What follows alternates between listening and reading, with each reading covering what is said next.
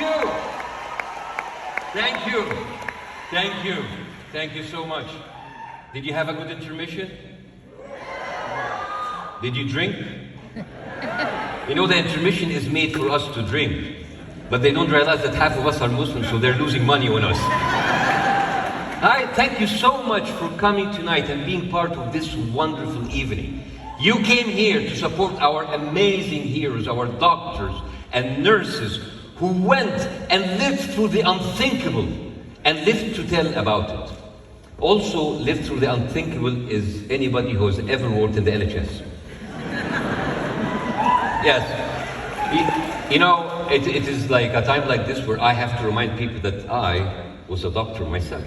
Yeah, thank you. Let's make this about me, yes. But not anymore. I used to be a doctor and now I'm a comedian, and because of that decision, many more patients are alive today. Sometimes you can be a hero by just doing nothing. Sometimes the greatest service that you can provide humanity is knowing when to get the fuck out of the way. And maybe if I had stayed a doctor, I would have joined them, worked under fire with them, risked my life like them. So thank God I left medicine in time, because I'm not that brave. I like excuses. And that's what makes those doctors and nurses so extraordinary, because they chose to do what most of us wouldn't, what most of us couldn't. They showed up where it was hard, where it was horrible, and where it was hell.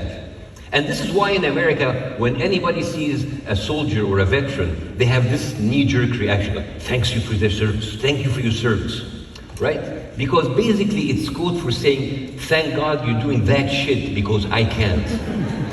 Of course, as a Middle Eastern, when I see a member of the US military, I have a different kind of knee-jerk reaction. It's like, I would love it if you would discontinue your fucking service. But you, the doctors, the nurses, the heroes that are here, what you have done, now that is service, real service.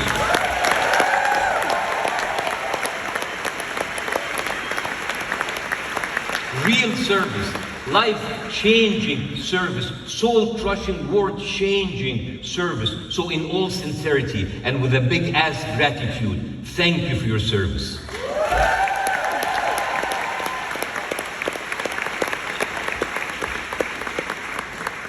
Being here tonight and supporting them is the least that we can do, because what they have done goes far and beyond the line of duty, the job description. Because I don't think anybody went to medical school and I said, oh, my dream is to perform surgery while the IDF shoots at my ass. Nobody have ever said, I can't wait until they can use me for target practice. That wasn't in the curriculum. The medical school pamphlet didn't say, become a doctor, see the world, run from the IDF. Oh, wait, I forgot where I am. We are in Britain. We shouldn't criticize the IDF, because that would be anti-Semitic. Look, guys. We have to choose our word carefully. This event could be cancelled. Your visas could be revoked. Our citizenship taken away. Your phone explodes. Or maybe your toaster hacked by Mossad. I don't know what will happen. Also, I have to say, Jama'ah, death to the IDF is too harsh. I mean, wishing death on those cuties. Those precious little war criminals, those adorable ethnic cleansers, those sweet, innocent, misunderstood hospital bombing angels, those heartless motherfucking assholes.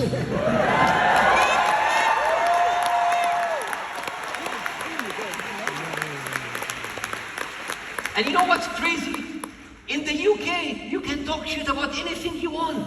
You can talk about the royal family, or the king, who's the head of the royal family, or that pedophile prince who is part of the royal family. You can attack and tear apart the government, the Church of England, God himself.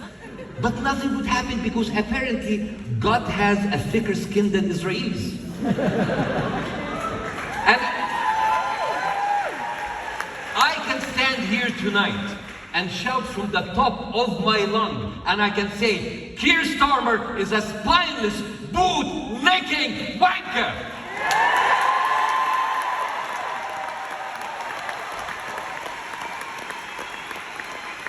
And nothing would happen.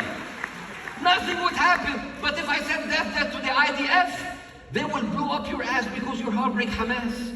You know, this is how it's fucked up here, because it's like having a friend who lets you insult him, his family, his mother, his daughter, his whole community. But the moment you talk about his cocaine dealer, la la la la la la la la, bro. Tony is off limits. How dare you? He's been through a lot, selling cocaine to defend himself. How could you? But I understand the loyalty of these British and American politicians. It's basic prostitution economics.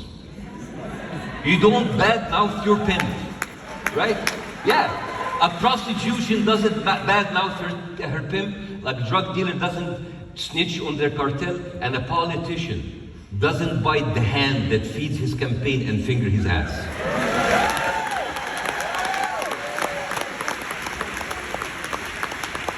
And you know what's the funniest thing? If actually the IDF died, Britain would save so much money. Yeah, there's no more billions in military aid, no more weapons contracts, no more defense partnership. As a matter of fact, it's literally a cost-saving measure. Death to the IDF should be the slogan of the Treasury Department. Yeah.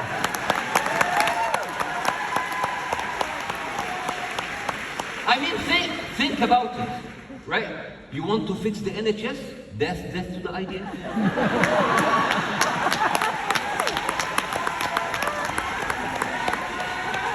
You want better school lunch? Death to the IDF.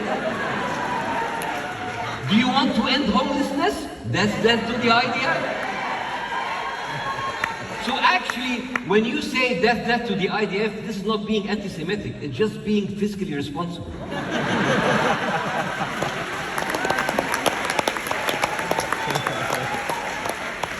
And I understand why we're all angry, because the thing is, no one wants his tax money to be spent that way. No one wants their leaders showing loyalty to a foreign government, a foreign criminal government. And let me ask you this, don't you feel that the government doesn't represent you anymore? That your politicians are corrupt? Yeah? That your media is straight up lying to your face? Yes, that your money is used in propaganda against you, in wars against your people, that no matter how much that you vote, scream, protest online, or march in the street, that nothing changes, that democracy is performative, that freedom is an illusion. Don't you feel that? Yeah. You feel it, right? Yeah. Well, welcome to the Middle East, bitches. Yeah. Now you know how we feel. Now you can stop asking, why are they so angry in the Middle East all the time? This is why! And this is why you need immigrants like us. To prepare you for your future. You need us. You need us to help you cope with the feeling of despair. I mean, I wish I can tell you it gets better, but it doesn't. But you'll get used to it. I am actually so happy that I'm in London, Britain, the source code for global suffering, the original trauma factory. How does it feel to live inside the belly of the beast? The source of all evil. And because I understand, because I live in America too, I'm going through the same thing, right? It's like living in a war machine that's inflicting so much evil on the world, right? But at least I live in Los Angeles, where the weather is nice. What's your fucking excuse? Yani, at least I sold my soul for sunshine. England is proof that bad weather creates bad people. Centuries of rain and fog and vitamin D deficiency. made a whole nation wake up one morning and say, let's ruin the planet. This is what happens when you give weapons and boats to people suffering from seasonal depression. By the way, before I continue, like any white people in the crowd? Yeah, I'm talking white as in indigenous people of the country. Hi, thank you so much. Thank you for being, what's your name? What's your name? What? Georgie. That is a nice white name, Georgie. Sorry, like, you know, if I'm cheating to, I mean, I'm not cheating on you, I'm cheating on your ancestors, but you are good, you're good. Or you're good. Thank you, Georgie, for coming here. Thank you for all the white people who, it is your white guilt. Your white guilt makes us all. Thank you for your white guilt that's supporting us. And I've been following British media for a while, and I have to say, it's the same xenophobic shit that I've been seeing in America. Oh, look at those Indians, those Arabs, those Muslims coming in and changing our culture.